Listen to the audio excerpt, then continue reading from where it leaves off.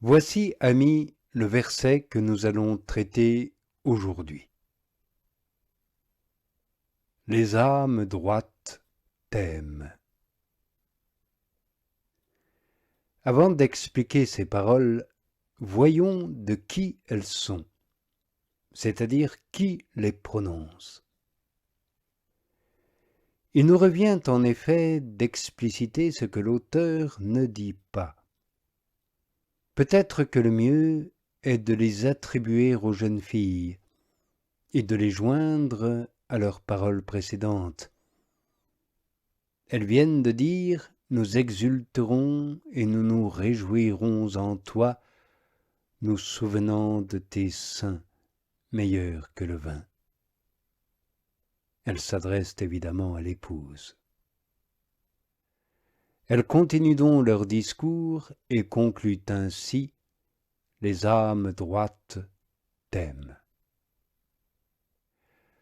À mon sens, ces mots visent certaines d'entre elles qui n'ont pas la même sagesse que les autres, bien qu'elles semblent courir de la même manière. Ces jeunes filles-là cherchent leur propre avantage et ne marchent pas dans la simplicité ni dans la sincérité.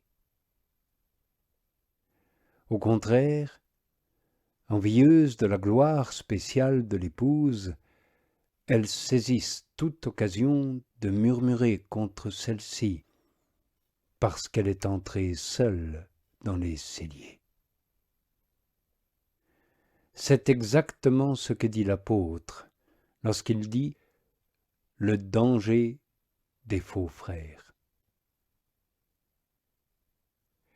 Ce sont elles, ces âmes, qui blâment l'épouse et qui l'obligent à se justifier dans la suite, lorsqu'elle leur répond en ces termes « Je suis noire, mais pourtant belle, fille de Jérusalem ». Ainsi, à cause des âmes qui murmurent et qui calomnient, les autres, qui sont bonnes, simples, humbles et douces, disent à l'épouse, pour la consoler, « Les âmes droites t'aiment ». Ne t'inquiète pas, disent-elles, de l'injuste réplique de ces calomniatrices, car il est évident que les âmes droites t'aiment. Oui, lorsque nous faisons le bien et que nous sommes calomniés par les malveillants, c'est une grande consolation que l'amour des âmes droites. L'estime des bons, avec le témoignage de notre conscience, nous suffit contre les langues médisantes. Oui, mon âme se glorifiera dans le Seigneur. Que les hommes doux entendent et se réjouissent. Que les doux se réjouissent, est-il écrit. Si j'ai l'approbation des âmes douces, j'entendrai sans me troubler tout ce que l'envie des âmes égarées voudra vomir contre moi. C'est donc en ce sens, je pense, qu'on a ajouté « les âmes droites t'aiment ».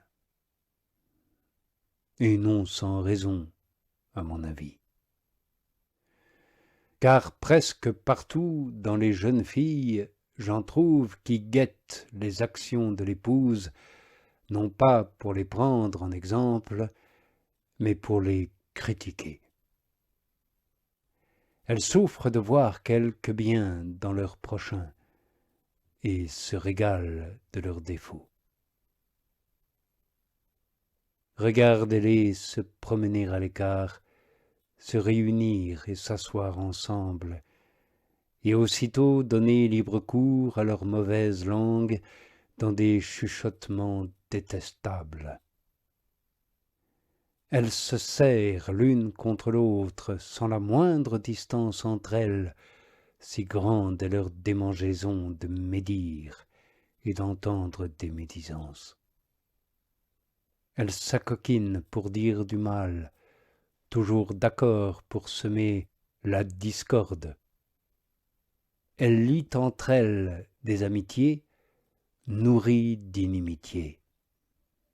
Et l'odieuse cabale se trame dans un même sentiment de méchanceté complice. C'est bien ainsi que se conduisirent jadis Hérode et Pilate, dont l'Évangile rapporte que d'ennemis ils devinrent amis ce jour-là, c'est-à-dire le jour de la passion du Seigneur. Se réunir ainsi en commun, ce n'est pas prendre le repas du Seigneur, mais plutôt offrir et boire la coupe des démons. Les langues des uns apportent le poison de la perdition.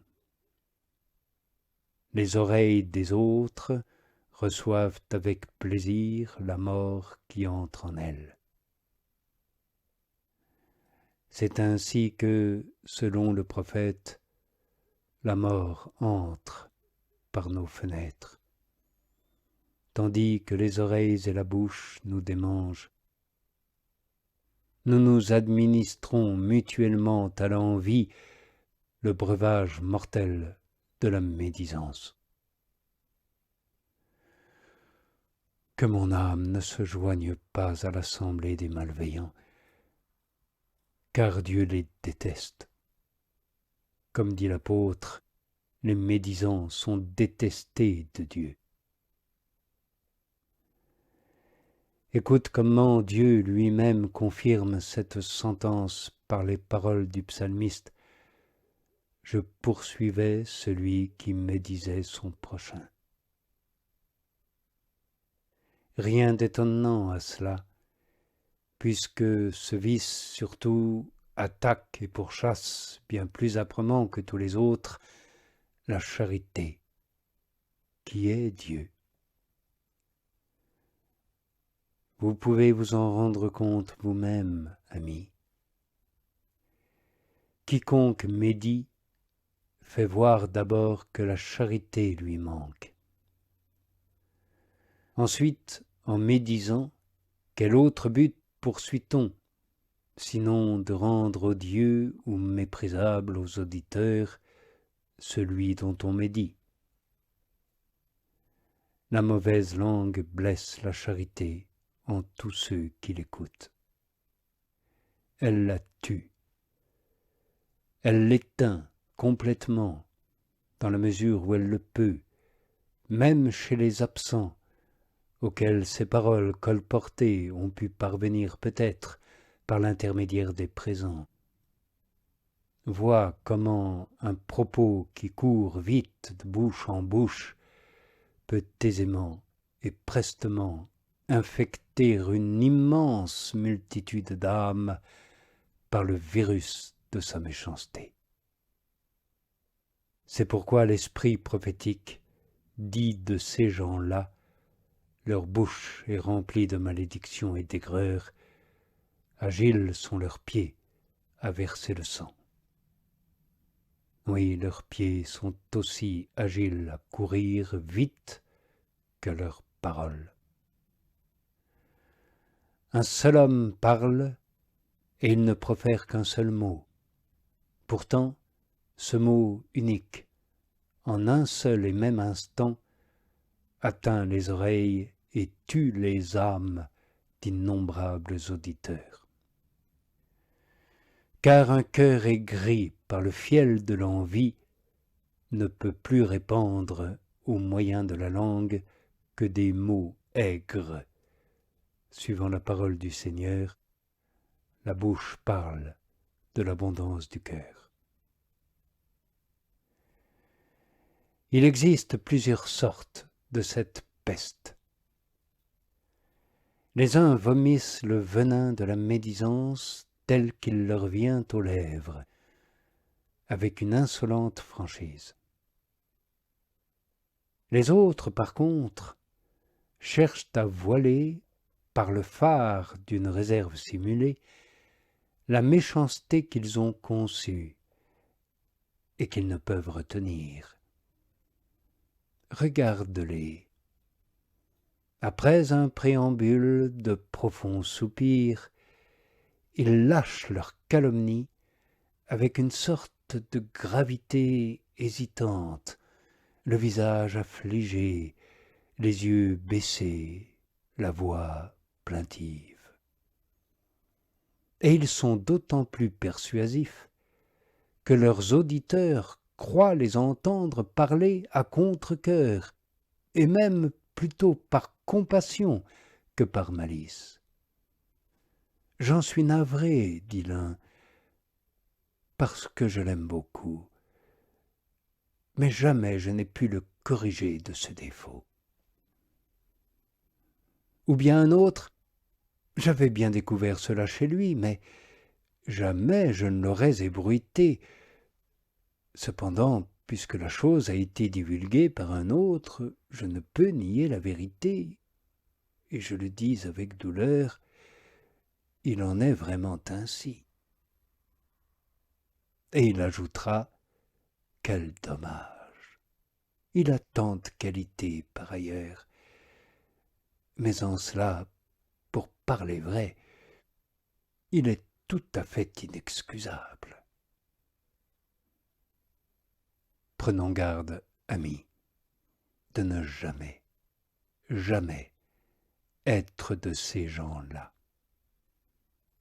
Demandons-en la grâce au Seigneur. Et s'il nous est arrivé parfois de médire, demandons-en pardon profondément et demandons la force de ne plus réitérer.